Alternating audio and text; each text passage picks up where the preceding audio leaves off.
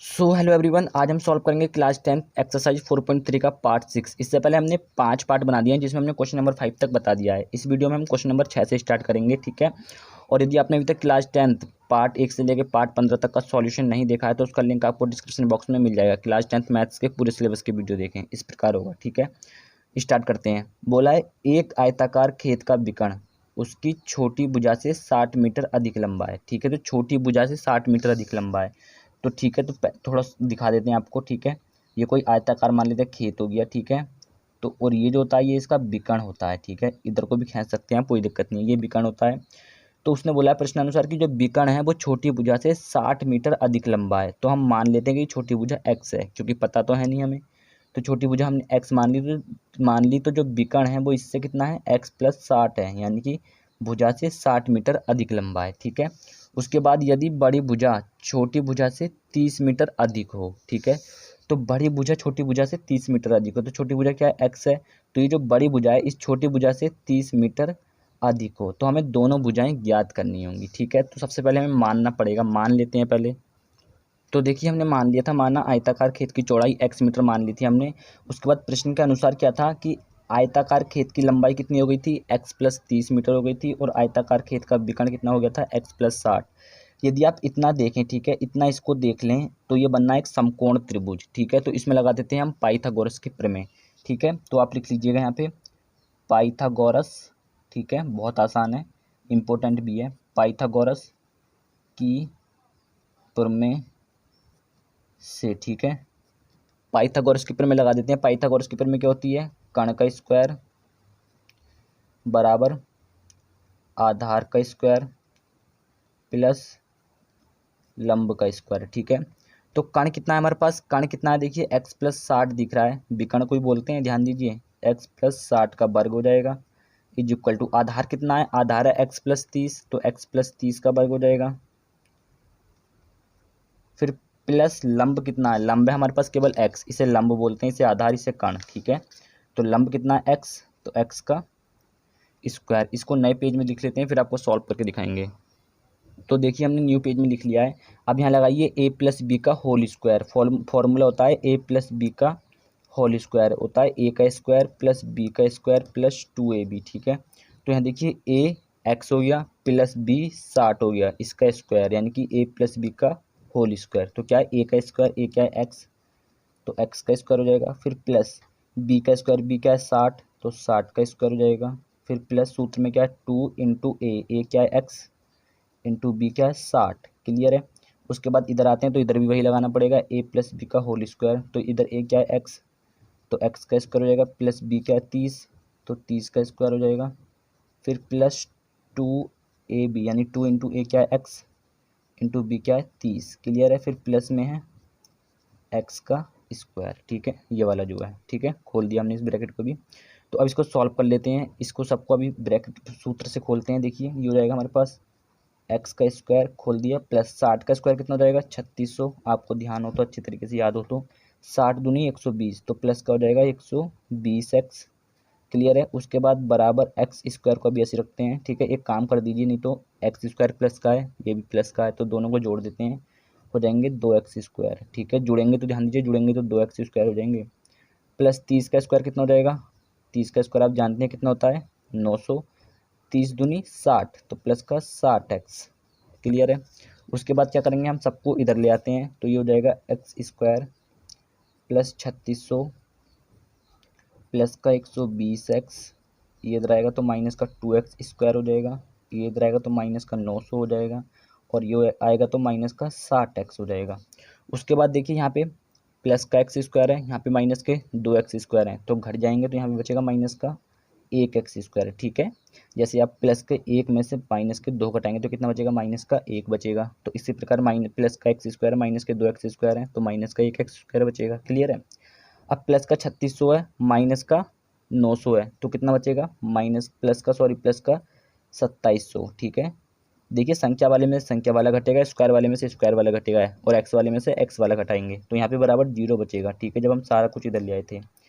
Plus का 120 है minus का 60x है, तो प्लस का 60x बचेगा बराबर 0, ठीक है। यहाँ पे देखिए प्लस का 60x है ना, प्लस का 0 बराबर 0। अब हम क्या करेंगे, तो इसको इन सबसे देखिए माइनस कॉमन कर लेते हैं, तो माइनस कॉमन करेंगे तो ये हो जाएगा प्लस का, और ये प्लस का था तो ये माइनस का हो जाएगा। किसी भी चीज़ से अगर माइनस कॉमन करते हैं तो चिन्ह चेंज हो जाते हैं, ये प्लस का था ये भी माइनस का हो जाएगा, ठीक है, बराबर 0। अब आप इस माइनस को इधर भेज दीजिए, तो चाहे माइनस का 0 हो या प्लस का 0 हो तो उससे कोई फ़र्क नहीं पड़ेगा, तो 0 ही रहेगा, ठीक है। तो ये हो जाएगा एक्स स्क्वायर, इसको आगे कर लेते हैं, माइनस का 60x, पता है ना सबसे पहले स्क्वायर वाला पद, फिर एक्स वाला पद, फिर संख्या वाला पद आता है, माइनस का 2700 आ जाएगा, बराबर 0 हो जाएगा, ठीक है।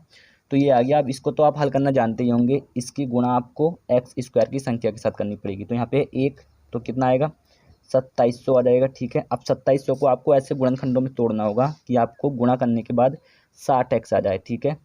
तो कैसे करेंगे, 27, चलिए 0 0 है पीछे, यहाँ पे भी 0 दिख रहा है, तो आप 27 को तोड़िए, तो 27 को तोड़ेंगे कितना आएगा, 9 गुणा 3, ठीक है, 9 3 27, और 9 में से 3 घटाएंगे कितना बचेगा, 6 बचेगा, ठीक है। इसका मतलब 90 और 30, 90 में से हम 30 घटाएंगे तो कितना बचेगा 60, और 90 और 30 की गुणा करेंगे तो 2700 आ जाएगा, ठीक है, ठीक है। और एक्स को, तो एक्स स्क्वायर को तो आप तोड़ ही सकते हैं आसानी से, ठीक है, एक्स स्क्वायर एक्स गुणा एक्स के रूप में। तो पहला वाला तो ऐसे ही रहता है, आपको ही पता होगा, ठीक है। अब हमें चाहिए माइनस का 60x, तो आपको माइनस का 90x लेना पड़ेगा इसका मतलब, और प्लस का 30x लेना पड़ेगा, है ना। तभी तो माइनस के 90x में से प्लस के 30x जाएंगे, तभी तो माइनस का 60x बचेगा, ठीक है। माइनस का 2700 आ जाएगा, बराबर 0। अब इन दोनों में देखिए आप, इन दोनों में क्या कॉमन है, x कॉमन दिख रहा है, तो x कॉमन ले लेते हैं। यहाँ क्या बचेगा, केवल x बचेगा, माइनस 90 बचेगा। यहाँ से आपको क्या कॉमन लेना पड़ेगा, यहाँ से लेना पड़ेगा आपको प्लस का 30 कॉमन लेना पड़ेगा, तो यहाँ क्या बचेगा, x माइनस 90 बराबर 0। क्लियर है ना, समझ में आ रहा होगा आपको, बहुत ही आसानी से क्लियर होता जा रहा होगा। अब एक बार जो ब्रैकेट के अंदर उसको ले लेते हैं, यानी कि x माइनस 90, ठीक है, और जो ब्रैकेट के बाहर है 1 प्लस 30, एक बार इसको ले लेते हैं, दोनों के बराबर 0 चल रहा है, तो एक बार इसके बराबर 0, एक बार इसके बराबर 0, क्योंकि दोनों के बराबर 0 है, तो x माइनस 90 बराबर 0, और x प्लस 30 बराबर 0। क्लियर है। उसके बाद देखिए यहाँ पे अगर यहाँ से आप निकालेंगे x का मान कितना आ जाएगा, 90, ठीक है, और यहाँ से अगर x का मान निकालेंगे कितना आएगा, माइनस का 30, जो कि नहीं होगा, क्योंकि x क्या थी, खेत की चौड़ाई थी जो कि हमने मानी थी। तो x बराबर क्या आएगा, पॉजिटिव, क्योंकि नेगेटिव तो आएगा नहीं ना, यानी कि प्लस में आएगा, तो ये हो जाएगा, ठीक है। तो खेत की चौड़ाई क्या हो जाएगी, यहाँ पे लिख लेते हैं हम। तो देखिए आयताकार खेत की चौड़ाई 90 मीटर भी हो सकती है और 30 मीटर भी हो सकती है, दो मान आए हैं, ठीक है। अगर आयताकार खेत की चौड़ाई 90 मीटर होगी तो आयताकार खेत की लंबाई कितनी होगी, x प्लस 30 थी, जहां आपने शुरू में किया था, शुरू में जाइए क्वेश्चन में, जब उसने कहा था कि चौड़ाई, लंबाई जो चौड़ाई से 30 मीटर अधिक है, ये जो बोला था वहाँ पे जाइएगा, तो जो लंबाई थी वो x प्लस 30 थी। यहाँ पे x का मान पुट कीजिए, पहले 90 पुट करते हैं, तो 90 प्लस 30 कितना हो जाएगा, बराबर 120 मीटर, ठीक है। यदि आयताकार खेत की चौड़ाई 90 मीटर है तो आयताकार खेत की लंबाई कितनी हो जाएगी, 120 मीटर। यहाँ पे पुट कीजिए अब 30 मीटर, तो 30 और प्लस में 30 पहले से ही है, ठीक है, तो कितना आ जाएगा, 60 मीटर, ठीक है। यदि आयताकार खेत की चौड़ाई 30 मीटर होती तो जो लंबाई होगी वो कितनी होगी, 60 मीटर, ठीक है। तो उम्मीद करते हैं ये क्वेश्चन आपको क्लियर हो गया होगा, और इम्पोर्टेंट क्वेश्चन है, अच्छे से तैयार कर लीजिएगा। अगला क्वेश्चन जो है वो इससे भी ज़्यादा इंपॉर्टेंट है, ठीक है, चलिए कराते हैं उसको। तो देखिए बुक कोई मांग के ले गया, इस वजह से हमें परेशानी पड़ रही है, ठीक है, हमने क्वेश्चन नोट कर लिए थे। इस क्वेश्चन में क्या बोला है कि दो संख्याओं के वर्गों का अंतर, यानी दो संख्याएं हैं तो उनके वर्गों का जो अंतर है वो 180 है। जैसे सपोज कीजिए कोई 3 संख्या है और कोई 4 है, तो 3 का वर्ग कितना हो जाएगा, 9, ठीक है, और 4 का वर्ग कितना हो जाएगा, 16। तो इनके बीच में जो अंतर है वो कितना है, 180 है। कोई संख्या, ये संख्या तो हमने समझाने के लिए लिखी है। छोटी संख्या का वर्ग बड़ी संख्या का 8 गुना है, ठीक है। दोनों संख्याएं ज्ञात कीजिए, तो आपको मानना पड़ेगा पहली संख्या x और दूसरी संख्या y माननी पड़ेगी, ठीक है। मान लेते हैं हम, तो देखिए हमने मान लिया है। तो इसमें बोला था कि दो संख्याओं के वर्गों का अंतर 180 है, ठीक है, दो संख्याओं के वर्गों का अंतर 180 है, ठीक है। तो पहली संख्या क्या है, x है, तो इसका वर्ग क्या होगा, यहाँ लिख लीजिएगा आप प्रश्नानुसार, ठीक है। जब भी हम प्रश्न के अनुसार करेंगे तो आपको लिखना पड़ेगा प्रश्नानुसार। तो पहली संख्या का वर्ग कितना हो जाएगा, x है, तो इसका वर्ग कितना हो जाएगा, एक्स स्क्वायर, ठीक है। और दूसरी संख्या क्या, y, तो y का वर्ग कितना हो जाएगा, वाई स्क्वायर, ठीक है। तो इन दोनों के वर्गों का अंतर, अंतर के लिए क्या आएगा, माइनस, कितना है, 180 है। तो आप बोलेंगे आप सर कि आपने माइनस ही क्यों लगाया, तो माइनस हमने इसलिए लगाया, जैसे कि आप मान लीजिए, ठीक है। देखिए हम समझाते हैं आपको, थोड़ा सा आपको आसानी से क्लियर हो जाएगा। जैसे कोई संख्या हमारे पास क्या है, जैसे मान लीजिए 6 है, तो 6 का वर्ग कितना हो जाएगा, 36, ठीक है, और 5 है, तो 5 का वर्ग कितना हो जाएगा, 25, ठीक है। तो आप इन दोनों के वर्गों में जो कितने का अंतर है, तो आप क्या करेंगे, 36 में से 25 को घटा देंगे, यही तो बचेंगे। तो कितना आएगा हमारा वर्ग, 11। यही तो करेंगे। तो हमने भी तो वही करा है कि पहली संख्या का वर्ग x था और दूसरी संख्या का वर्ग y था, ठीक है। तो वाई स्क्वायर, तो दोनों के बीच का जो अंतर हो जाएगा वो 180 था, ठीक है। तो माइनस ही तो करा है हमने भी, क्लियर है। उसके बाद देखिए दूसरी कंडीशन इसमें क्या बोली थी, दूसरी कंडीशन इसने हमसे बोली थी कि देखिए छोटी संख्या का वर्ग बड़ी संख्या का 8 गुना है, ठीक है। तो छोटी संख्या का वर्ग बड़ी संख्या का 8 गुना है, तो छोटी संख्या यही होगी जो दूसरी होगी, क्योंकि ये बाद में आई है। तो छोटी संख्या का वर्ग यानी कि वाई स्क्वायर बड़ी संख्या का 8 गुना है। बड़ी संख्या क्या है, एक्स, तो इसका कितने गुना है, 8 गुना, ठीक है। ये होगी समीकरण नंबर 2, ठीक है। ये समीकरण नंबर 1 मान लीजिए। तो अब आप क्या करेंगे, यहाँ से यदि आप देखिए बहुत आसान है, इसको पहले नए पेज में लिखते हैं फिर आपको समझाएंगे। तो देखिए होगी समीकरण नंबर 2, ठीक है।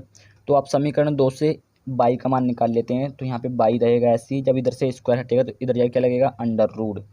तो अंडर रूट का 8x हो जाएगा, क्लियर है। अब ये जो बाई का मान आ गया इसको रख दीजिए आप समीकरण नंबर 1 में, क्योंकि आपने कहाँ से निकाला, समीकरण 2 से। तो आप रखिए समीकरण नंबर 1 में। तो यहाँ पे लिख लीजिएगा वाई का मान समीकरण 1 में रखने पर, समीकरण 1 ये है। तो देखिए एक्स स्क्वायर तो हमारा ऐसे ही रहेगा, फिर माइनस बाई के स्थान पे क्या आएगा, अंडर रूट का 8x।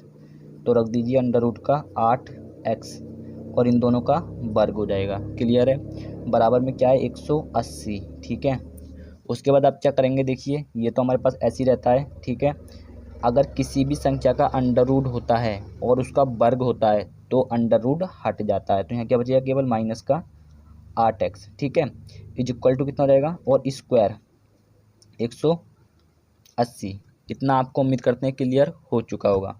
अब आप क्या करेंगे कि आप इसको ले आइए इधर, तो ये हो जाएगा एक्स स्क्वायर माइनस का 8x माइनस का 180 बराबर 0, क्लियर है। बहुत आसानी से देखिए हल होता जा रहा है ये।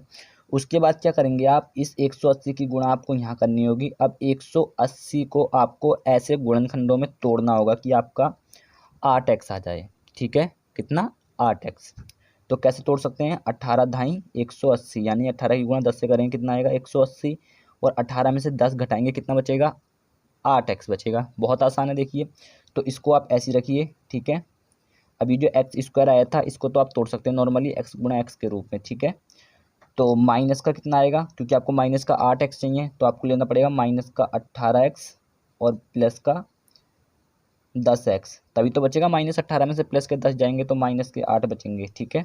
माइनस का 180 बराबर 0, इतना क्लियर है ना।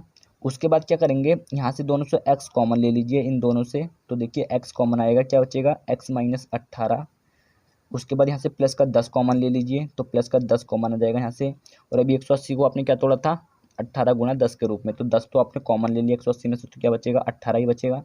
तो यहाँ पे x तो बचेगा ये वाला माइनस का 18 बराबर 0, ठीक है। यदि दोनों ब्रैकेट में आपकी सेम संख्याएं आ जाती हैं तो समझ लीजिए आपका क्वेश्चन सही जा रहा है, नहीं तो आपने कहीं ना कहीं गलत कर दिया। उसके बाद जो ब्रैकेट के अंदर है उसको ले लेते हैं एक बार x माइनस 18, और जो ब्रैकेट के बाहर है उसको ले लेते हैं एक बार x प्लस 10, इन दोनों के बराबर 0। तो एक बार इसके बराबर 0 लीजिए, एक बार इसके बराबर, तो ये हो जाएगा x माइनस 18 बराबर 0 और x प्लस 10 बराबर 0। यहाँ से अगर आप x का मान निकालना चाहेंगे तो कितना आएगा, 18, ठीक है। और यहाँ से अगर x की वैल्यू निकालना चाहेंगे तो आएगी माइनस का 10, ठीक है। तो देखिए x बराबर -10 तो हो नहीं सकती, क्यों, क्योंकि x जो है वो बड़ी संख्या है, ठीक है। तो x माइनस में हो नहीं सकती क्योंकि बड़ी संख्या है x, ठीक है। तो x बराबर क्या होगी, 18 होगी। अब इस 18 को आप रख दीजिए समीकरण नंबर कोई सी में भी रख दीजिए, मान लेते हैं हम इसमें रख देते हैं, इसको 3 मान लेते हैं, ठीक है। तो आप इसमें रख दीजिए y बराबर अंडर रूट 8x, ठीक है। तो यहाँ पे लिख लीजिएगा x का मान समीकरण 3 में रखने पर, समीकरण 3 क्या है, y is equal to under root का 8x। तो यहाँ पे पुट कीजिए 18 x के स्थान पर, तो ये हो जाएगा y is equal to under root 8 गुणा कितना आ जाएगा, 18। तो ये हो जाएगा y is equal to under root का 144। अब आप जानते हैं कि 12 का स्क्वायर कितना होता है, 144, और इधर से स्क्वायर हटता है तो इधर क्या लगता है, अंडर रूट। तो 12 is equal to under root 144। तो 144 का अंडर रूट जो होता है वो किसका होता है, 12 का। तो बाई बराबर कितना आ जाएगा यहाँ पे इसके स्थान पर 12, ठीक है। तो जो छोटी संख्या है बाई, ठीक है, छोटी संख्या 12 हो जाएगी और बड़ी संख्या 18, तो यहाँ लिख लीजिएगा आप, बड़ी संख्या 18 हो जाएगी और छोटी संख्या कितनी हो जाएगी, छोटी संख्या हो जाएगी 12, ठीक है। तो आज के इस वीडियो में यहीं तक छोड़ते हैं, जो आगे के क्वेश्चन है वो अगले पार्ट में आपको मिलते रहेंगे। आपको भी मज़ा आ रहा होगा, छोटी छोटी वीडियो हैं और इंटरेस्टिंग वीडियो है इंपॉर्टेंट क्वेश्चन की। छोटी वीडियो होती है तो बंदे को मज़ा आता है, स्टूडेंट को भी मज़ा आता है पढ़ने में। ज़्यादा लंबी 1 घंटे या 2 घंटे की वीडियो बना के भी फ़ायदा मज़ा नहीं आता, तो बंदा जो है बीच में छोड़ देता है, स्टूडेंट उसको बीच में छोड़ देता है। छोटी छोटी वीडियो होती हैं तो आराम से कम्प्लीटली अपना कोर्स भी वो खींचता जाता है, ठीक है। सो उम्मीद करते हैं गाइस वीडियो आपको पसंद आया होगा। वीडियो पसंद आया तो वीडियो को एक लाइक कर दीजिएगा और चैनल पे पहली बार है तो सब्सक्राइब कर लीजिएगा, ठीक है। पार्ट 1 आपको नीचे लिंक डिस्क्रिप्शन बॉक्स में मिल जाएगा और क्लास 10 के पूरे सिलेबस के वीडियो देखना चाहते हैं तो उसका लिंक भी आपको डिस्क्रिप्शन बॉक्स में मिल जाएगा, ठीक है। हम मिलेंगे इसके अगले पार्ट में, तब तक के लिए जय हिंद, वंदे मातरम, भारत माता की जय।